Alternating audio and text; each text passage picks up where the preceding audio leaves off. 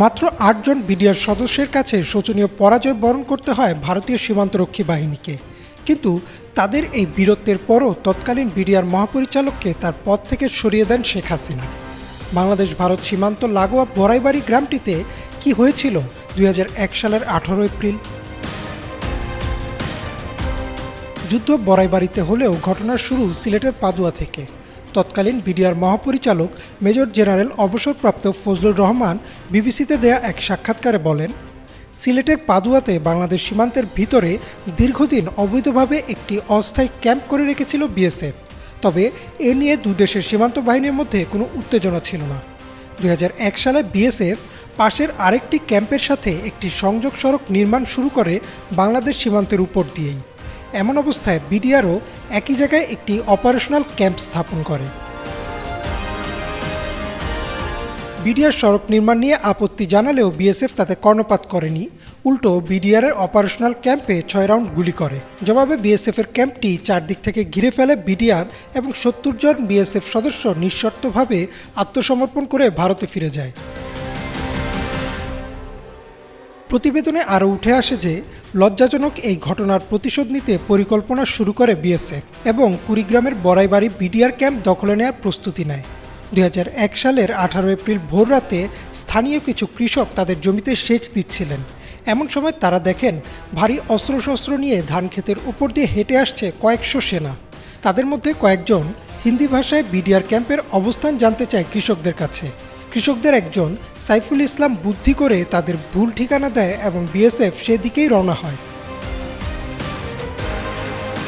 সাইফুল ইসলাম বলেন, বিএসএফকে ভুল ঠিকানায় পাঠিয়ে তিনি ছুটে আসেন বড়াইবাড়ি বিডিআর ক্যাম্পে। সে সময় ক্যাম্পে ছিলেন মাত্র ৮ জন বিডিআর সদস্য। তারা এই খবর পাওয়ার পর দ্রুত গ্রামবাসীকে নিরাপদ স্থানে সরিয়ে দেন এবং নিজেরা ক্যাম্প ফাঁকা রেখে গ্রামের বিভিন্ন জায়গায় লুকিয়ে পজিশন নেন। কৃষক সাইফুল ইসলাম নিজেও আনসারের প্রশিক্ষণপ্রাপ্ত ছিলেন। তিনিও অস্ত্র হাতে নেন বিডিআর সদস্যদের সাথে। এরপর অপেক্ষা। স্থানীয় বেশ কিছু বাসিন্দা বিবিসিতে দেয়া সাক্ষাৎকারে বলেন, বিএসএফ সদস্যরা ভুল ঠিকানা থেকে আবার গ্রামের দিকে ফিরে আসে এবং বিডিআর ক্যাম্পটি খুঁজে পায়। সাথে সাথে তারা ক্যাম্প লক্ষ্য করে এলোপাথারি গুলি ছুটতে থাকে। কিছুক্ষণ গুলি ছোড়ার পর তারা ভাবেন হয়তো বিডিআর সদস্যরা ভয়ে ক্যাম্প ফাঁকা রেখে পালিয়ে গেছেন। এমন সময় বিএসএফ সদস্যদের মাঝে রেখে চারদিক থেকে গুলি করা শুরু করেন ৮ জন বিডিআর সদস্য। বিএসএফ মনে করে তাদের হয়তো চারদিক থেকে ঘিরে ফেলা হয়েছে। তারা দিকবিদিক শূন্য হয়ে এলোপাথারি গুলি করতে থাকে এবং পিছিয়ে যায়। প্রথমে গ্রামবাসী পালিয়ে গেলেও ভোর ৫টা থেকে যখন প্রচণ্ড গোলাগুলি শুরু হয়, তাদের মধ্য থেকে আনসারের ট্রেনিংপ্রাপ্ত আরও ১২ জন ফিরে এসে বিডিআরের সাথে মিলে প্রতিরোধ গড়ে তোলেন। ১৮ এপ্রিল দুপুর পর্যন্ত চলতে থাকে গোলাগুলি। দুপুরে কিছুটা বিরতি দিয়ে সন্ধ্যা থেকে আবারও চলতে থাকে গুলি। সদর দপ্তরে খবর পৌঁছালে ময়মনসিংহ ও জামালপুর থেকেও বিডিআর সদস্যরা বড়াইবাড়ি এসে পৌঁছান। ১৮ এপ্রিল সারাদিন, সারা রাত এবং ১৯ এপ্রিল সারা রাত গোলাগুলি চলে। এক পর্যায়ে পালিয়ে যায় বিএসএফ সদস্যরা।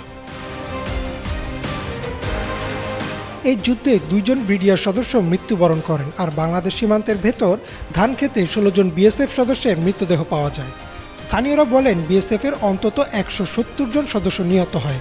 বাকিদের দেহ তারা ভারতে নিয়ে যেতে পারলেও ফেলে যায় ১৬টি দেহ। কিন্তু প্রকৃত হতাহতের আনুষ্ঠানিক সংখ্যা এখনও নিশ্চিত হওয়া যায়নি। কিছুদিন পর পতাকা বৈঠক করে সে মৃতদেহগুলো ফেরত দিতে চাইলেও সেগুলো নিতে অস্বীকৃতি জানায় বিএসএফ, কিন্তু পরবর্তীতে সেগুলো ফিরিয়ে দেওয়া হয়। ২০০১ সালের ৭ই মে ইন্ডিয়া টুডেতে প্রকাশিত একটি প্রতিবেদনে এই ঘটনার তীব্র ক্ষোভ জানায় ভারত। তৎকালীন প্রধানমন্ত্রী শেখ হাসিনা ভারতকে আশ্বাস দেন যে এই ঘটনার তদন্ত করা হবে এবং ভবিষ্যতে এমন ঘটনা আর ঘটবে না বলেও জানান। শুধু তাই না, বিবিসির প্রতিবেদনে একটি ষড়যন্ত্র তত্ত্বের কথাও উঠে আসে যে শেখ হাসিনার সরকারকে বিপদে ফেলতে এবং ভারত বাংলাদেশ সম্পর্ক নষ্ট করতে এই ঘটনা ঘটানো হয়েছে।